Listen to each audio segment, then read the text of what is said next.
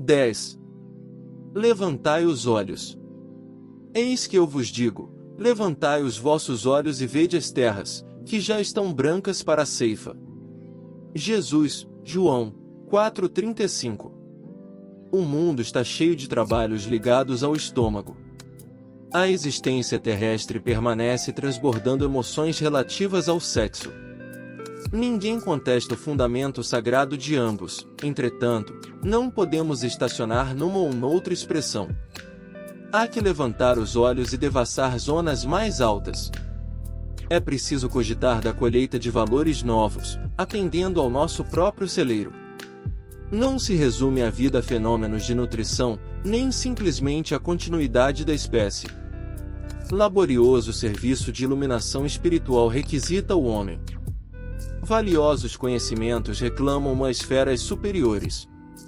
Verdades eternas proclamam que a felicidade não é um mito, que a vida não constitui apenas o curto período de manifestações carnais na terra, que a paz é tesouro dos filhos de Deus, que a grandeza divina é a maravilhosa destinação das criaturas. No entanto, para receber tão altos dons é indispensável erguer os olhos, elevar o entendimento e santificar os raciocínios.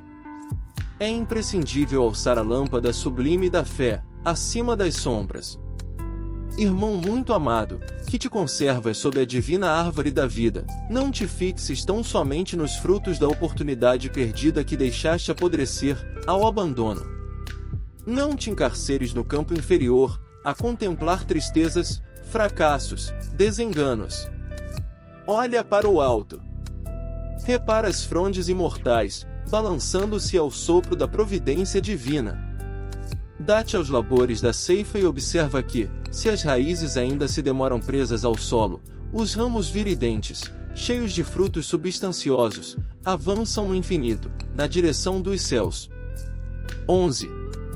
Abre a porta.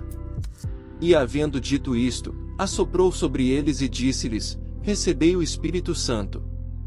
João 20:22. Profundamente expressivas as palavras de Jesus aos discípulos, nas primeiras manifestações depois do Calvário. Comparecendo à reunião dos companheiros, espalha sobre eles o seu espírito de amor e vida, exclamando, recebei o Espírito Santo. Por que não se ligaram às bênçãos do Senhor, automaticamente, aos aprendizes? Por que não transmitiu Jesus, pura e simplesmente, o seu poder divino aos sucessores? Ele, que distribuíra dádivas de saúde, bênçãos de paz, recomendava aos discípulos recebessem os divinos dons espirituais. Por que não impor semelhante obrigação? É que o Mestre não violentaria o santuário de cada filho de Deus, nem mesmo por amor. Cada espírito guarda seu próprio tesouro e abrirá suas portas sagradas à comunhão com o Eterno Pai. O Criador oferece a semente, o sol e a chuva, o clima e o campo, a defesa e o adubo, o cuidado dos lavradores e a bênção das estações, mas a semente terá que germinar por si mesma, elevando-se para a luz solar. O homem recebe, igualmente, o sol da providência e a chuva de dádivas, as facilidades da cooperação e o campo da oportunidade, a defesa do amor e o adubo do sofrimento, o carinho dos mensageiros de Jesus e a bênção das experiências diversas. Todavia, somos constrangidos a romper por nós mesmos os envoltórios inferiores, elevando-nos para a luz divina. As inspirações e os desígnios do Mestre permanecem à volta de nossa alma, sugerindo modificações úteis, induzindo-nos à legítima compreensão da vida, iluminando-nos através da consciência superior. Entretanto, está em nós abrir-lhes ou não a porta interna. Cessemos, pois, a guerra de nossas criações inferiores do passado e entreguemo-nos, cada dia, às realizações novas de Deus, instituídas a nosso favor, perseverando em receber, no caminho, os dons da renovação constante, em Cristo, para a vida eterna. 12. Padrão. Porque era um homem de bem e cheio do Espírito Santo e de fé. E muita gente se uniu ao Senhor. Atos 11:24. Alcançar o título de sacerdote, em obediência a meros preceitos do mundo, não representa esforço essencialmente difícil. Bastará a ilustração da inteligência na ordenação convencional. Ser teólogo ou exegeta não relaciona obstáculos de vulto. Requer-se apenas a cultura intelectual com o estudo acurado dos números e das letras. Pregar a doutrina não apresenta óbices de relevo. Pede-se tão só a ênfase ligada à correta expressão verbalista. Receber mensagens do além e transmiti-las a outrem pode ser a cópia do serviço postal do mundo. Aconselhar os que sofrem e fornecer elementos exteriores de iluminação constituem serviços peculiares a qualquer homem que use sensatamente a palavra. Sondagens e pesquisas, indagações e análises são velhos trabalhos da curiosidade humana. Unir almas ao Senhor, porém, é atividade para a qual não se prescinde do apóstolo Barnabé, o grande cooperador do Mestre, em Jerusalém, apresenta as linhas fundamentais do padrão justo.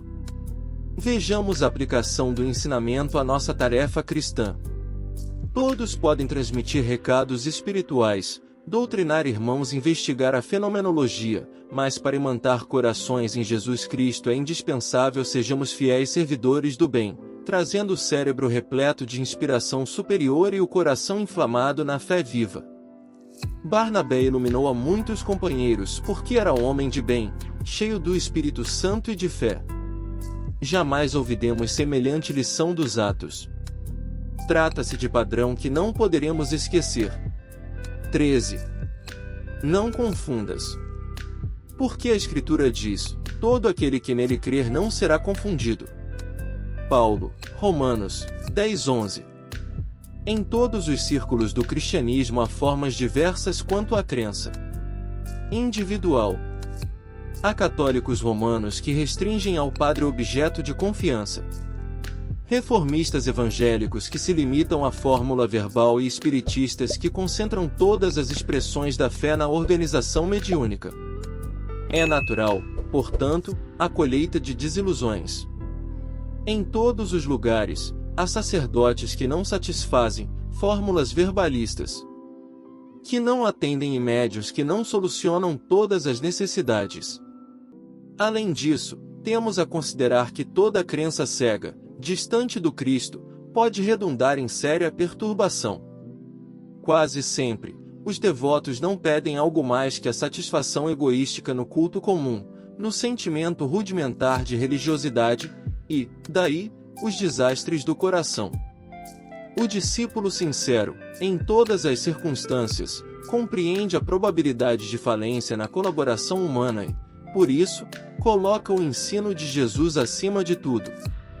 O Mestre não veio ao mundo operar a exaltação do egoísmo individual e, sim, traçar um roteiro definitivo às criaturas, instituindo o trabalho edificante e revelando os objetivos sublimes da vida. Lembra sempre que a tua existência é jornada para Deus. Em que objeto centralizas a tua crença, meu amigo? Recorda que é necessário crer sinceramente em Jesus e segui-lo, para não sermos confundidos.